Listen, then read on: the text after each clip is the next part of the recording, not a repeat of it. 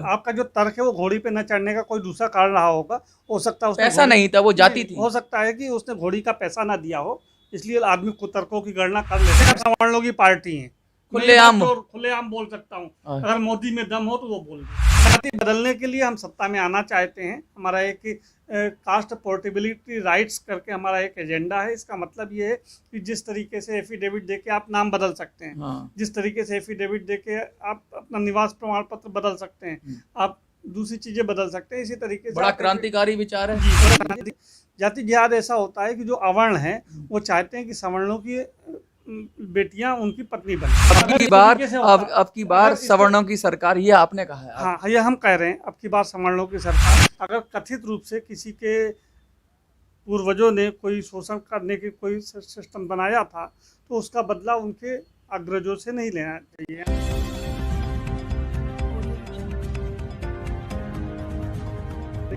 नमस्कार साथियों, मैं मनोज स्वराजी स्वागत करता हूं आपका मिनी संसद के मंच पे। आज हम बात करेंगे एक ऐसे विषय के बारे में जो बहुत ही संजीदा विषय है और बहुत ही दबा हुआ विषय है। अक्सर पॉलिटिकल पार्टियां इन विषयों पर बात नहीं करती हैं और इस तरह के विषय पे शायद ही बिरले ही कोई पॉलिटिकल पार्टी मिलेगी जो इस तरह के विषय उठाती है।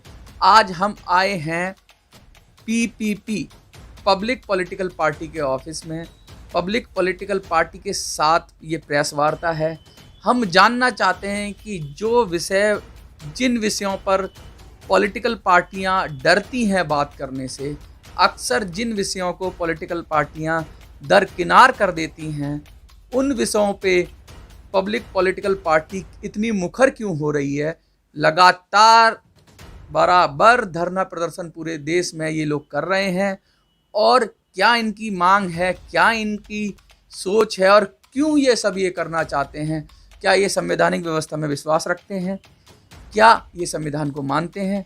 यदि संविधान को मानते हैं तो क्या ये संविधान को ये मानते हैं कि संविधान सही तरीके से लागू नहीं है, या कौन से संविधान के कौन से आर्टिकल हैं, कौन से आर्टिकल हैं जिन पर ये बात करना चाहते हैं, जिनकी मदद से ये अपनी बात सिद्ध करना चाहते हैं। बिंदास इंटरव्यू होगा, जोरदार इंटरव्यू होगा और हम खुल के बात करेंगे और हम चाहेंगे आप भी सर खुल कर जवाब दें। सबसे पहले ये बात तो ठीक रही कि आपने बोला कि साहब आपकी पीपी पब्लिक पॉलिटिकल पार्टी है, कैसे स्थापना हुई, क्या उद्देश्य था? सबसे पहले प्रथम पिता मनु की जय।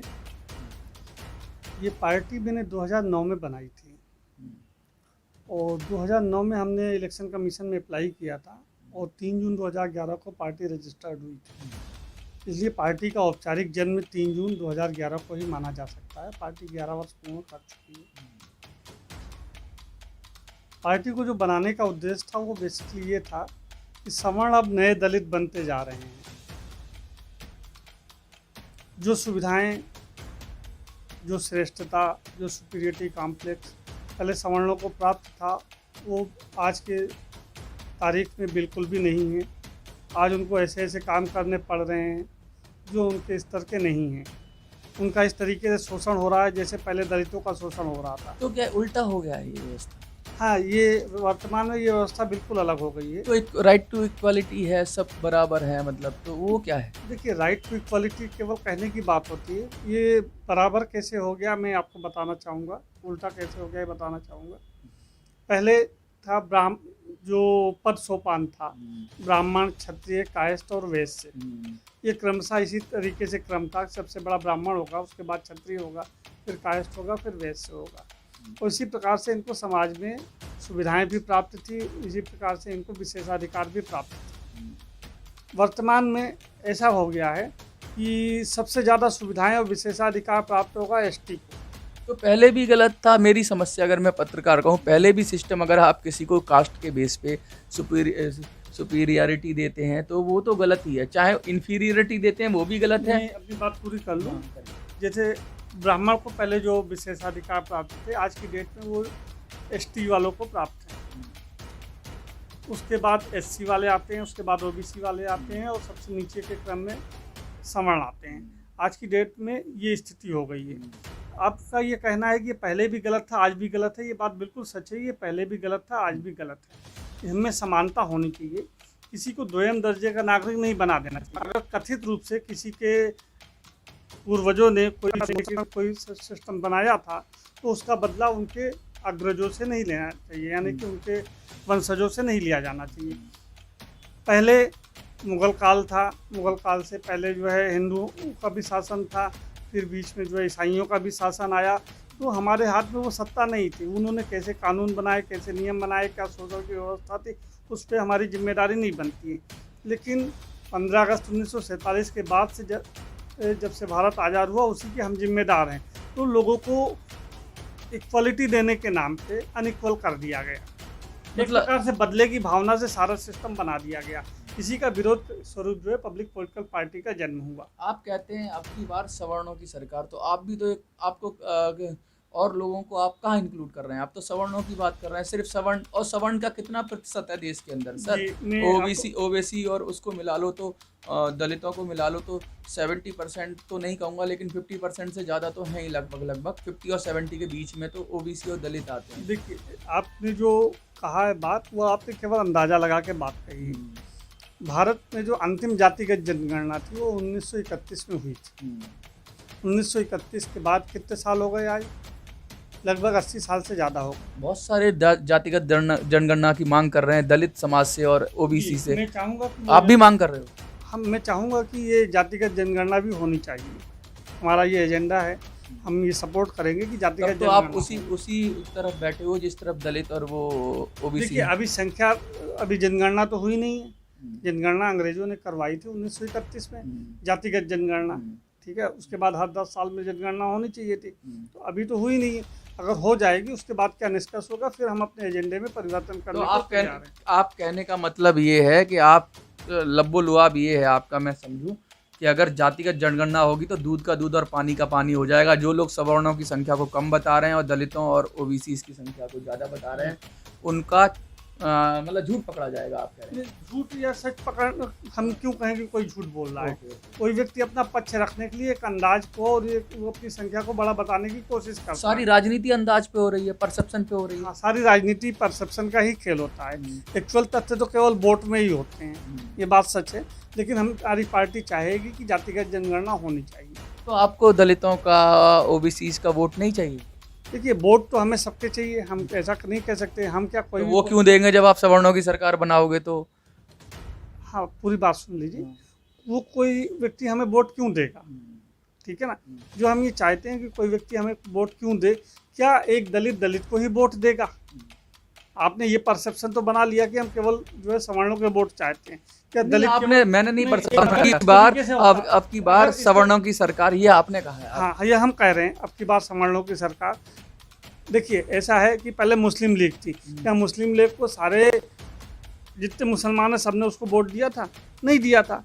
एक जो है शिरोमणि अकाली दल है, क्या सारे पंजाबी उसको वोट देते हैं? नहीं देते हैं। तो ऐसे ही हमारा जो वोट बैंक है, मेनली वोट बैंक है, वो सवर्ण है।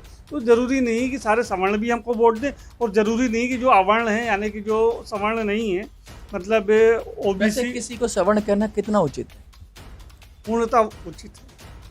किसी को हम सवर्ण कहते हैं जाति के आधार पर, हम सभी को सवर्ण कह सकते हैं, कोई दिक्कत बात नहीं है इसमें। अच्छा, सवर्ण कोई लीगल वर्ड नहीं है कि आप किसी को सवर्ण और अवर्ण में वर्गीकृत करें, लेकिन ये कहने के लिए हम सवर्ण की परिभाषा तो देनी पड़ेगी। हाँ, सवर्ण की परिभाषा में जो सामान्य वर्ग है, जिनको आरक्षण का लाभ नहीं मिलता है, वो उनको हम एक सवर्ण कहते हैं। एक ब्रॉडली स्पीकिंग कह सकते हैं। अच्छा, आप जब बात कर रहे हैं, ना दलितों की बात कर रहे हैं, ना अल्पसंख्यकों की बात कर रहे हैं, क्योंकि 20% के करीब ऐसा कहा जाता है कि अल्पसंख्यक भी हैं। लगभग कम हो सकते हैं, ज़्यादा हो सकते हैं, कहीं कम है कहीं ज़्यादा है, मोटा अनुमान है। कुछ कहते हैं 17% है, कुछ आंकड़े कहते हैं कि। अल्पसंख्यकों से आपका मतलब मुसलमानों से है? अल्पसंख्यकों मतलब सिख हो गया, पारसी हो गया, मुसलमान हो गया, जैन हो गया। हाँ, मतलब हिंदू को छोड़ के सभी हो गए। हाँ, ठीक है ना। देखिए, अल्पसंख्यकों की परिभाषा भी अभी बदलने वाली है। वर्तमान सरकार ने ऐसे सिस्टम बनाया है कि अल्पसंख्यक राज्य वाइज होंगे, न कि राष्ट्र के बेस पे होंगे, क्योंकि किसी राज्य में हो सकता है कि हिंदू भी अल्पसंख्यक हो। तो आप सहमत हैं ये सर? हाँ, राज्य वाइज होना चाहिए अल्पसंख्यक की परिभाषा। कल को ये भी मुद्दा उठ जाएगा जिला वाइज होना चाहिए, फिर कहेंगे मोहल्ला वाइज। भी मुद्दे उठा रहे हैं कई लोग कि जिला वाइज भी होना चाहिए, लेकिन जिला वाइज उतना फिजिबल नहीं है, क्योंकि जिला वाइज पे जो शासन करने की पद्धति वो राज्य से ही निकलती है। उससे ही हमारी जो है सारी योजनाएं अल्पसंख्यक हो या बहुसंख्यक हो, उस पर निर्भर करती है। मैं आपको एक बात कहूँ, हमारा जो पॉलिटिकल सिस्टम है 3 टायर है। जी। सेंट्रल की बात होती है तो सेंट्रल स्तर पे भी होना चाहिए। अगर अल्पसंख्यक की बात करेंगे, अगर आप राज्य में जाएंगे तो कल को हम उसको प्रधानी में भी बात करेंगे उसकी, क्योंकि वो लोकल गवर्नमेंट में भी बात आएगी, तो तीसरे स्तर पे भी जाएगी ही जाएगी बात। आप उसको रोक नहीं अभी सकते। दूसरे स्तर पे जाने दीजिए, तीसरे स्तर का जरा इंतजार कीजिए, वेट एंड वॉच की स्थिति में। तब तो बहुत ज़्यादा इसमें पॉलिटिक्स हो जाएगी। पॉलिटिक्स कहाँ नहीं है, मनुष्य एक राजनीतिक प्राणी है, अरस्तु ऐसे ही थोड़ी कह गए। अच्छा, हरिजन एक्ट के विषय में आप अक्सर मुखर रहते हैं, क्यों दलित कमज़ोर है? आपने देखा अभी दलितों का अगर घोड़े पे चढ़ जाए कोई तो दिक्कत हो जाती है, उसको तरह तरह से अपमानित किया जाता है, जाति सूचक शब्दों से कहा जाता है, और उनको जिस तरीके से गिरा के बात की जाती है, अभी भी गांव की रियलिटी है, शहर में तो नहीं, लेकिन ये रियलिटी है। क्या आप इससे इनकार करते हैं? ऐसा नहीं है? देखिए, मैं आपको इस बात से महसूस करता हूँ, और मैंने ये रियलिटी में भी देखा है कि दलित एक्ट का दुरुपयोग हो रहा है। नहीं, दलित एक्ट का दलित दुरुपयोग एक्ट पे का स्वीकार कर दुरुपयोग- रहे हैं हम, जैसे सारे सुप्रीम एक्ट का कोर्ट ने भी कहा दुरुपयोग- है। जैसे सारे एक्ट का दुरुपयोग होता है, ऐसे दलित एक्ट का भी दुरुपयोग हो रहा है। हाँ। और ये दुरुपयोग जो है वर्तमान में भारतीय जनता पार्टी के काल में ही बढ़ा हुआ है। ठीक है ना, मैं ये महसूस करता हूँ कि किसी को घोड़ी नहीं चढ़ने दिया गया, किसी को कोई अपमानित किया गया, किसी को कुछ किया गया, ये एक अपराध है। ठीक है ना, इसके पीछे दलित और सवर्ण की राजनीति ना कीजिए। अपराध की एंगल से हाँ, देखिए। एक अगर तो- किसी का बलात्कार होता है, किसी की घर डकैती होती है, किसी की घर चोरी होती है, तो ये कानून और व्यवस्था का सब्जेक्ट है। इसका दलित और सवर्ण से कोई संबंध नहीं सारी है। राजनीति इसी बेस पे है कि ये अगर परसेप्शन बनाया गया है कि अगर कोई चोर पकड़ा जाए और उसकी जो है पब्लिक पिटाई कर दे, तो वो ये नहीं कहता कि मैं चोर नहीं हूँ, वो बोलता है मैं दलित हूँ, तुमने मुझे मारा। इसलिए इस प्रकार की खबरें आनी भी बंद हो गई कि लोगों ने चोर को पकड़ के मारा। अगर वो दलित निकला तो उल्टा वो मारने वाले भी फंस जाएंगे। इसलिए इस ये एक्ट का पूरी लेकिन तरीके मार से तो नहीं सकते आप, कैसे नहीं, जजमेंट? मार नहीं सकते हैं, है ना। अगर किसी ने उसको मारा है तो आप उसको FIR कीजिए, उसको कानून व्यवस्था की बात कीजिए। क्या कानून अब राज ये है? आप इस चीज को क्यों कहते हो कि वो दलित है इस कारण मारा? हो सकता है एक दलित को ज्यादा मारता है, फिर आप दलित एक्ट कैसे लगाएंगे?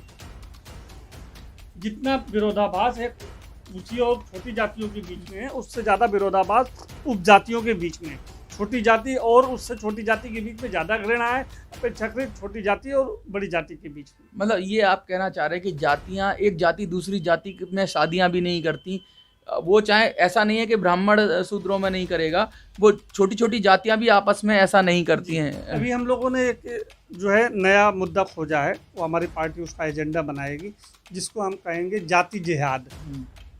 अच्छा, जाति जिहाद। जी। अभी तक ये तो हमने इसका- अभी हाँ, तक तो हमने लव जिहाद सुना था, हमने जाति जिहाद सुने, हम आपको जाति जिहाद सुनाएंगे, आप उसकी चिंता मत कीजिए। जाति जिहाद क्या होता है उसका मतलब समझ लीजिए। जाति जिहाद ऐसा होता है कि जो अवर्ण हैं वो चाहते हैं कि सवर्णों की बेटियां उनकी पत्नी बने। नहीं, ये मैंने देखा है, कुछ जो पत्रकार हैं बड़ी ढीठता के साथ बात करते हैं। अगर कोई किसी का सवर्ण का इंटरव्यू, जैसे किसी सवर्ण का इंटरव्यू लेंगे तो कहेंगे कि आप मेरी अपनी बेटी को की शादी किसी दलित में कहोगे, ये बेटी की मर्जी तो रहती नहीं है इसमें। इसी को हम जाति जिहाद बोलते हैं, अच्छा। इसी को हम जाति जिहाद बोलते हैं। मतलब इसका मतलब ये है कि अवर्ण चाहते हैं कि सवर्णों की बेटियां उनके यहाँ ब्याही जाएं। हाँ। ठीक है ना। मैं आपको सुप्रीम कोर्ट तो का एक बेटी फैसला- की इसमें कोई राजा नहीं अभी है। बेटी को मन हटा दीजिए, हो हाँ। सकता है कि वो भी स्वास्थ्यवश जो है जुड़ जाए, उसमें कोई दिक्कत की बात नहीं है। मैं आपको सुप्रीम कोर्ट का एक फैसला सुना देता हूँ। एक केस में आपको बताता हूँ सुनीता का। सुनीता एक अग्रवाल समाज में पैदा हुई थी, ठीक है ना। सुनीता अग्रवाल उसका नाम था, और उसने एक चमार व्यक्ति से शादी की। ठीक, अब उसका जो सेंट्रल स्कूल है उसमें उसकी नौकरी लगी, और उसने जो है ST में आते हैं चमार। जाटव कहते हैं हम। हाँ, जो जाटव। जो चमार थोड़ा सा नेगेटिव नेगेटिव नहीं, वो जाति का नाम है तो है। हाँ, हम किसी को निंदा थोड़ी कर रहे हैं। चर्मकार नहीं, जाति का नाम है ना, चमार जाति का नाम है कि नहीं है? जाटव सरकारी- कहते हैं शायद। कोई बात नहीं, जाटव सरनेम है उसका, कोई बात नहीं। वो ST में आते हैं। हम किसी को पॉजिटिव नेगेटिव नहीं कर रहे, मैं सुप्रीम कोर्ट का फैसला आपको सुनाने की कोशिश कर रहा हूँ, ध्यान से सुनिए इसको। तो वो सुनीता नाम की लड़की जो है, सुनीता अग्रवाल थी पहले, जो कि सामान्य वर्ग में आती थी। उसने शादी की एक जाटव समाज में, ठीक है ना, और इसके हिसाब से वो ST हो गई।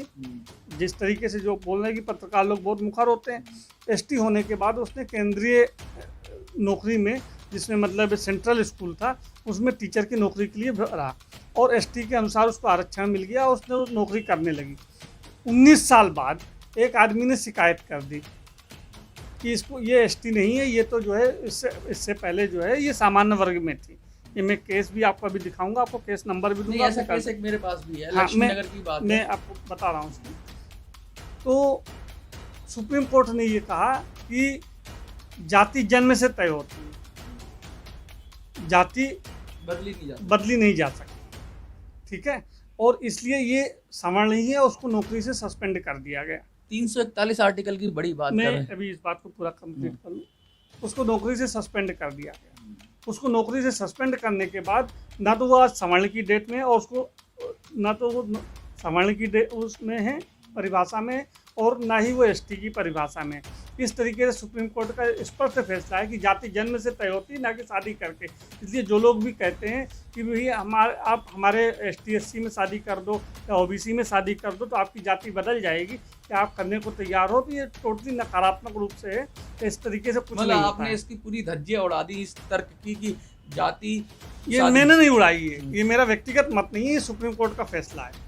यानी जाति जन्म से ही होती है, सुप्रीम और कोर्ट का फैसला बदली नहीं जा सकती। बदली नहीं जा सकती। जाति बदलने के लिए हम सत्ता में आना चाहते हैं। हमारा एक कास्ट पोर्टेबिलिटी राइट्स करके हमारा एक एजेंडा है। इसका मतलब ये है कि जिस तरीके से एफिडेविट देके आप नाम बदल सकते हैं, हाँ। जिस तरीके से एफिडेविट देके आप प्रमाण पत्र बदल सकते हैं, आप दूसरी चीजें बदल सकते हैं, इसी तरीके से बड़ा आप क्रांतिकारी विचार है। जी, बड़ा क्रांतिकारी विचार है। और इसी तरीके से आप एफिडेविट देके, हमारी पार्टी ऐसा नियम बनाएगी, कानून बनाएगी कि आप एफिडेविट देके अपनी जाति का भी परिवर्तन कर सकते हैं। ये कितनी भी बार आप कर सकते हैं, कोई दिक्कत की बात नहीं। अगर आपको लगता है कि आप छोटी जाति में थे और किसी कारण से आपका शोषण हुआ या आपके पूर्वजों का शोषण हुआ, तो आप ब्राह्मण बन जाइए, कोई दिक्कत नहीं। अगर किसी को लगता है हम बड़ी जाति में, हमें आरक्षण का लाभ नहीं मिल रहा है, तो एक एफिडेविट देके, शपथ पत्र देके वो छोटी जाति का बन मतलब सकता है, आप कोई दिक्कत आरक्षण के इस पक्ष में हैं? नहीं। हम आरक्षण के विरोध में हैं जी। तो आप तो कह रहे हैं कि जाति, अभी आपने कहा जैसे कि हम आरक्षण को हटाना एक बड़ा मुद्दा है, इसको हटाना थोड़ा कठिन काम है। जब तक वो नहीं हटता तब तक हम कास्ट पोर्टेबिलिटी राइट पे काम करेंगे। नहीं, आरक्षण जैसे कुछ लोग, आरक्षण कई तरीके का, एक तो जाति बेस पे नहीं कहेंगे, क्लास बेस पे आरक्षण है, ठीक है। तो जो वीकर सेक्शन है सोसाइटी के, उनको उठाने की बात करता है नहीं, आरक्षण। ये बात टोटली गलत है कि कास्ट वीकर सेक्शन बदलता रहता है। एक ही परिवार में एक आदमी गरीब हो सकता है, एक आदमी अमीर हो सकता है, या ऐसा भी हो नहीं, सकता है। सोशली, सुन लीजिए, आर्थिक इंद्रसानी रूप से कह रहे हैं आप, सोशली वीक। नहीं, जैसे कुछ लोग अभी जैसे बहुत अच्छी नौकरी कर रहे हैं, बहुत अच्छा पैसा भी कमा लेते हैं। मैं एक एग्जांपल देता हूँ, लेकिन गांव में आज भी मतलब उनका रुतबा है, कोई फौज की नौकरी कर रहा है, लेकिन उसको भी घोड़ी पे नहीं चढ़ने दिया, पैसा तो था उसके पास। ये तर्क नहीं, देते हैं लोग। आपका जो तर्क है वो घोड़ी पे न चढ़ने का रहा होगा, हो सकता है उसने पैसा नहीं था, वो जाति थी। हो सकता है कि उसने घोड़ी का पैसा ना दिया हो, इसलिए तर्कों की गणना कर लेता है अपने हिसाब से, कुछ गढ़ लेता है कि मुझे घोड़ी पे नहीं चढ़ने दिया। हो सकता है घोड़ी ने उसको ना चढ़ने दिया हो, ठीक है ना। इसके लिए दबंगों पर जो है आरोप लगाना सरासर गलत है। आप एक पक्षी यही बात कर रहे हैं कि मुझे घोड़ी पे नहीं चढ़ने दिया गया, तो घोड़ी के पैसे नहीं दोगे तो नहीं चढ़ने दिया जाएगा। जैसे हमारे यहाँ के एक महात्मा थे, मैं एक आपको उदाहरण दे दूं कि वो WT चल रहे थे, विदाउट टिकट चल रहे थे, उनको हटा दिया गया, उतार दिया गया ट्रेन से। अब उन्होंने इतिहास में अपने उसमें ये लिखा कि मैं इंडियन था इसलिए मुझे उतार दिया गया। मैं महात्मा का नाम नहीं लूँगा। अच्छा, चलिए, ये आपने अपनी तरह से इसको व्याख्यात किया, परिभाषित किया। मैं एक और बात पूछूंगा, आपका बड़ा मुद्दा है कि आप कह रहे हो कि भाई सवर्ण आयोग, ये क्या चक्कर है? देखिए, सबके कुत्ते बिल्ली तक के लिए आयोग है इस देश में। ST/SC आयोग है, OBC आयोग है, अल्पसंख्यक आयोग है, ठीक है ना। सवर्णों के लिए कोई आयोग नहीं है। पुरुषों के लिए भी आयोग मांग रहे हैं लोग, पुरुषों के लिए भी मांग रहे हैं, वो हमारा मुद्दा नहीं है। हमारा मुद्दा है सवर्ण आयोग। तो आयोग से इतने आयोग से मतलब ये होता है कि आयोग को एक जुडिशरी पावर होता है कि अगर उस वर्ग के लोगों को, जिसके लिए वो आयोग बनाया गया है, उस वर्ग के लोगों का कोई अगर अधिकार हनन होता है तो उसके लिए वो लड़ सकता है। उसके लिए जैसे महिला आयोग है, उसके लिए वो नोटिस भेज सकता है, उसके लिए वो सुनवाई कर सकता है, सजा दे सकता है। तो क्या सवर्णों को ये अंडरस्टूड हो गया है कि सवर्ण पे कोई अत्याचार होता ही नहीं, ऐसा मान लिया गया है संविधान के? ऐसा हमने नहीं माना है, ऐसा मान लिया गया है। डॉक्टर राजेंद्र प्रसाद श्रीवास्तव ने जब संविधान बनाया था तो उस समय उन्होंने ये कल्पना नहीं की थी कि इस तरीके से जो है सवर्ण और अवर्ण का इस तरीके से दुरुपयोग होगा। अच्छा, एक चीज़ और, जैसे आपने कहा, आपने डॉक्टर भीमराव अम्बेडकर की बात को थोड़ा सा, जैसे लोग कहते हैं कि भाई वो संविधान सभा के अध्यक्ष थे और उनके डॉक्टर भीमराव अम्बेडकर। नहीं, आप अपने नॉलेज बेहतर कीजिए। संविधान सभा के अध्यक्ष, पहले अध्यक्ष डॉक्टर राजेंद्र प्रसाद थे और अंबेडकर प्रारूप समिति के अध्यक्ष थे, ठीक है। ड्राफ्टिंग कमेटी के हाँ, अध्यक्ष थे, हाँ, उनके अंडर में थे। हाँ उनके अच्छा ठीक तो ये मैं अपनी नॉलेज को अगर मैं देख लूँगा अपग्रेड एक कर लीजिए। अपग्रेड कर लूँगा। ठीक है, तो ये जो बात कर रहे हैं आपके सवर्ण भूमि की बात कर रहे हैं आप, ये क्या है? सवर्ण भूमि एक ऐसा था, हम लोगों ने एक नारा बनाया था, सवर्णों के 3 दुश्मन, हदबंदी, नसबंदी, आरक्षण।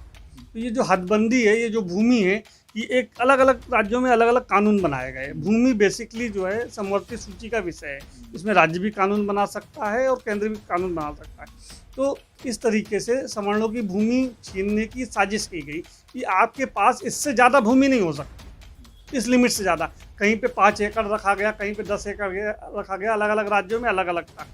तो ये भूमि के साथ ही क्यों किया गया? ये क्यों नहीं नियम बनाया गया कि आपके पास 10 कारों से ज़्यादा कार नहीं हो सकती, 2 टीवी से ज़्यादा टीवी नहीं हो सकती? क्योंकि भूमि केवल सवर्णों के पास थी। इस बहाने से सवर्णों की भूमि छीन ली गई।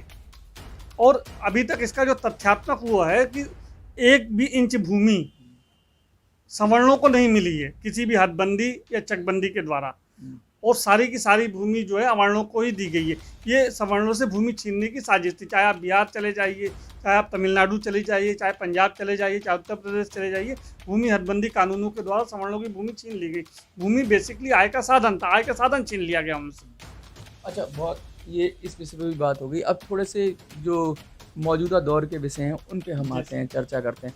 जैसे आजकल बहुत चर्चा होती है फिल्मों के विरोध, एक ट्रेंड सा चल गया है, जिसे देखो वो फिल्मों के विरोध पे उतर गया। से मतलब नहीं है, कोई क्या कर रहा है हमें उससे मतलब नहीं है। आप भी तो लगातार कर ही रहे हो। जी, कोई ट्रेंड चल रहा है इसलिए हम नहीं कर रहे हैं, हम इसलिए कर रहे हैं। आपके क्या कोई मौजूद आपके पीछे कोई मौलिक कारण है या बहुत? जी, मौलिक कारण है। हम लोगों ने एक फिल्म को रोकने के लिए धरना भी दिया और अपने ट्रस्ट के द्वारा जो है इसको सुप्रीम कोर्ट के संज्ञान में भी लाया। हमने याचिका भी दायर की गई है। इस फिल्म का नाम है थैंक गॉड, और हम चाहते हैं कि थैंक गॉड फिल्म रिलीज ना हो, क्योंकि इसमें हमारे आराध्य देव भगवान चित्रगुप्त का अपमान किया गया है। चित्रगुप्त को कभी ऐसे इस तरह से नहीं देखा गया है। चित्रगुप्त को यमराज जी के वो लेखा जोखा करने वाले देखा गया है।